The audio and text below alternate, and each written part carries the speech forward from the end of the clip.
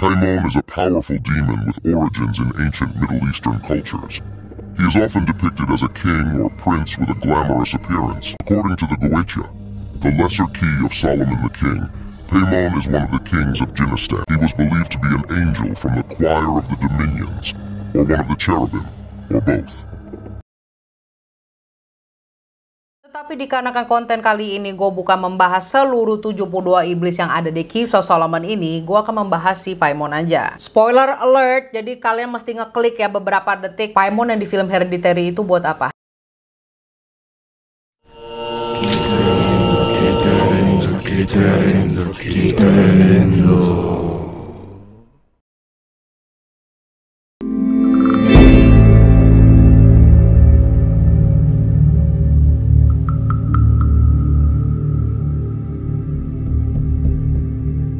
Hai guys, Vikings, apa kabar? How are you? Hari ini, welcome back to Medusa. Thank you so much love for sending me the intro. I have a personal message for you at the end of this video, so stay tuned. Now, setelah sekian lama gue membahas paranormal, pembunuhan, jurik, ini itu yang kalian suka, gue akan membawa kalian ke tempat yang lebih bahagia dan ceria ya. Jadi jangan dark mulu hidup lo.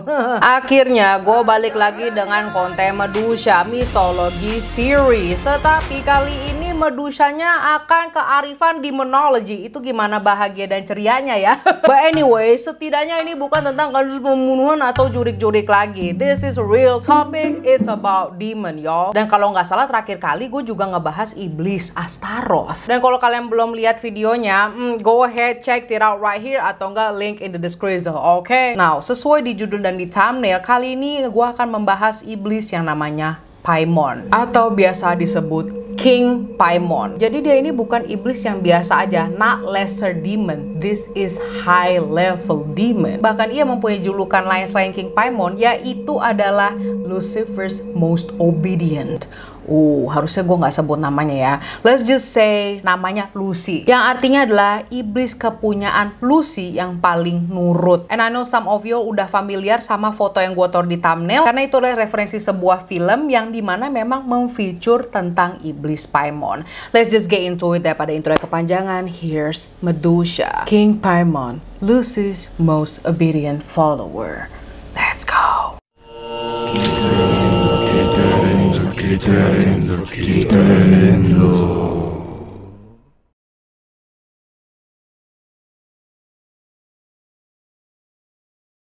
Selain mendedikasikan dirinya itu sama Lucy, King Paimon ini juga seperti para iblis lainnya, yang dimana ada kelompok atau kultus tersendiri yang kerjaannya itu untuk mengsummon atau manggil memuja King Paimon. Buat apa coba? Ya apalagi kalau bukan untuk mendapatkan power atau kekayaan. Yes, kekayaan dalam artian financial sangat berperan penting dalam keuangan. I know some of you mungkin kayak, lah itu bukannya Mar. Calm down yo, let me talk about Paimon first. Latar belakang King Paimon ini memang tidak seperti iblis-iblis lainnya yang dimana mereka ada origin paling lengkap lah, terus ada referensinya di berbagai agama. But King Paimon ini memang sedikit. Tetapi dipercaya bahwa King Paimon ini berasal dari keturunan dewa-dewa Timur Tengah atau Mesir kuno. Di samping itu, iblis ini juga dianggap ada kaitannya sama salah satu manuskrip atau buku dari zaman Mesopotamia yang udah pernah gue sempat bahas ya. Aduh gue lupa video yang mana, kayaknya ada 3 video deh gue nggak mention, yaitu adalah Keys of Solomon. Buat yang nggak tahu, Keys atau Seal of Solomon ini dipercaya sebagai sesuatu yang sangat powerful dan kuat banget. Maksudnya begini, siapapun yang berhasil mendapatkan Keys of Solomon ini mempunyai kesempatan buat menguasai dunia lewat pasukan iblis yang gede dan kuat-kuat banget. Matter of fact, iblis-iblis ini bakal ada di bawah perintah siapapun yang megang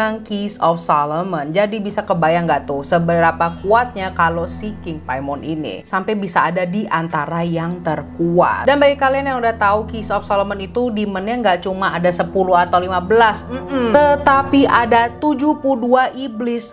But now y'all, tetapi menurut teologi dan mitologi Arab di zaman pre-Islamic, King Paimon ini dipercaya sebagai jin yang bisa ngabulin permintaan, lebih tepatnya permintaan Shimoni. Kalau di kebudayaan barat modern, King Paimon dipercaya sebagai iblis yang suka bermain sama genjutsu anjir. Matter of fact, beberapa tahun lalu di tahun 2018, nama Paimon itu sempat menjadi featuring main topiknya di sebuah film yang judulnya Hereditary. Makanya kalian udah familiar ya sama thumbnail gua ini. Now let's go back again. Di kebudayaan barat, meskipun King Paimon ini dikenal sebagai iblis yang jahat dan demen genjutsu atau ilusi, maaf ini bulunya terbang-terbang, jeleknya masih banyak ya yang memuja-muja Paimon dengan harapan mereka bakal kaya dan makmur. Jadi nggak cuma di film doang, ternyata masih ada anjing. Nah sekarang kalian mungkin bertanya, kenapa dari tadi gue manggilnya pakai King, Raja? Waduh, soalnya ya memang dia itu dikenal sebagai Great King of Hell atau salah satu pemimpin besar di neraka. Kalau sebelumnya kan Great Duke of Hell. Tetapi kalian tahu the highest of them all, yaitu iblis yang diidolain lah sama King Paimon ini, yaitu Lucy. Makanya tadi gue bilang saking setianya nih dia sampai dapat julukan Lucy's Most Obedient Follower. Sebelum jadi King Paimon nih ceritanya, Paimon dikenal sebagai malaikat dari Choir of the Dominion, atau artinya adalah malaikat yang tugasnya ngatur tugas untuk malaikat-malaikat lain. Di samping itu, Paimon juga dikenal sebagai cherubim atau malaikat yang tugasnya itu ngejagain salah satu holy places seperti Garden of Eden atau Taman Eden. Berdasarkan buku Pseudomonarchia Demonium, karya tulis buatan seorang okultis Belanda dengan nama Johan Weyer, dia menceritakan kalau Paimon adalah salah satu malaikat yang sangat terkesima dengan karya lagu-lagunya yang dibuat Lucy. Dikarenakan gila lagunya enak, gue ikutin lu ampe kelar nih dunia. Lu tahu sendiri kan, salah satu karismanya Lucy adalah Master of Choir. Dia makanya bikin lagu enak-enak. I'm not even joking yo. Lo sekarang buka tentang demonology atau tentang Lucy, pasti kalian nemuin hanya dia doang yang bisa bikin lagu terenak anjir. Lo kalau dia bikin 10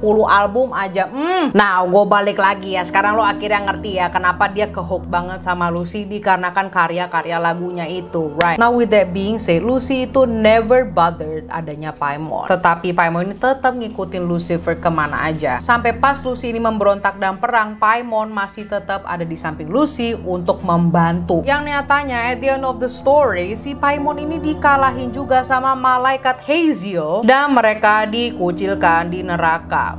How the hell? Now fast forward, setelah Lucy bangkit dan berhasil menjadi pemimpin neraka of them all, disinilah Paimon mengumumkan dirinya sebagai pengikut setianya. Dan dia juga mempunyai tugas sebagai pemimpin choir yang nyanyiannya itu lagu-lagu karya Lucy. Jadinya dia ini iblis padus anjir. Selain iblis keuangan, dia bisa ngekondang. Nah sekarang gua akan membahas Ars Goetia, yaitu tadi ada hubungannya sama Keys of Solomon. Di dalam Ars Goetia itu, buku 72 iblis, King Paimon merupakan nomor 9. Dan ini ada dua gambaran tentang King Paimon. Yang satu adalah seperti laki-laki parubaya dari Timur Tengah yang berambut hitam dan menunggangi seekor unta. Yang kedua adalah bentukannya King Paimon ini mempunyai wajah feminim dengan mahkota besar yang ada di kepalanya. Makanya di film Hereditary sekarang lo bisa nyambung lah ya. Now with that being said, siapapun itu yang punya keberanian buat memanggil King Paimon juga harus siap lah buat nerima konsekuensinya. Setelah King Paimon ini berhasil dipanggil, iblis ini biasanya datang dari arah barat laut. Sacrifice-nya itu udah pasti dark lah ya, manusia. Gak cuma manusia tetapi binatang yang mati. Nah, I'm not done yet yo. Kalau menurut buku Paimon and His 200 Legions of Spirits, para penyembah Paimon itu harus mengurus dirinya.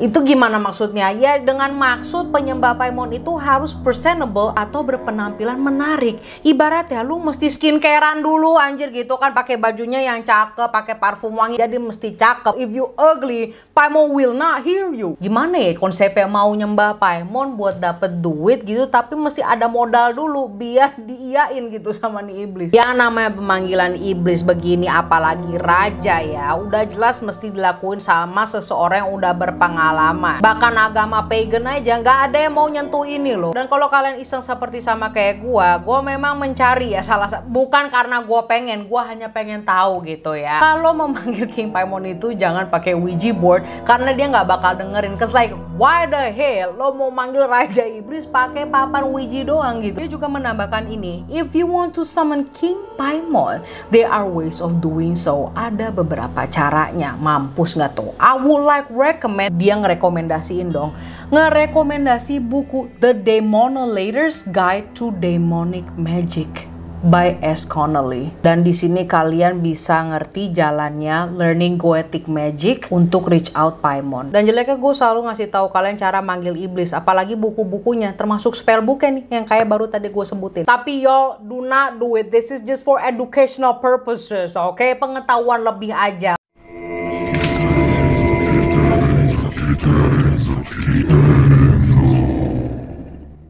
And that is about Paimon. Sumpah cepet banget gak sih? Ya memang sedikit itu, karena memang 72 iblis yang dari Kisah Solomon itu gak semuanya mempunyai backstory sebanyak Lucifer, Asmodeus, Mammon. Tetapi ini bukan berarti bahwa dia adalah iblis biasa aja, walaupun ceritanya cuma segini. Maybe there are more yang kita nggak tahu, hanya orang-orang kultis doang yang tahu. And as myself, bitch, I'ma tell you one more time, jangan main-main lah ya. This is just for educational purpose, karena gue sendiri itu udah pernah lah yang namanya punya pengalaman sama the dark side. Bukannya gue nyembah setan, enggak. I just had the experience of it, punya pengalaman yang I will see you when I see you. Don't forget to like, subscribe, follow your girls Instagram @xmarissa, and if you like weeb stuff and anime stuff, go follow your girls TikTok. Goodbye and I love you guys. Thank you so much, Blue. You are so creative. I love the makeup. Yeah. Sasha Marissa, my favorite YouTuber. Love you, Sasha. Sebenarnya aku udah nge-save video kamu tuh udah sebulan lalu, cuma karena aku belum bikin Medusa, jadi aku hold back daripada aku pakai intro kamu untuk paranormal kan. Because you send it to me untuk intro Medusa, which I really appreciate it. Makasih banyak ya Blue untuk nontonin konten aku selain konten paranormal, which is you are the OG. I hope you're doing well, babe, and keep doing what you're doing cause you're so entertaining. Puppy haters. Gue suka banget sama intronya. Bye-bye.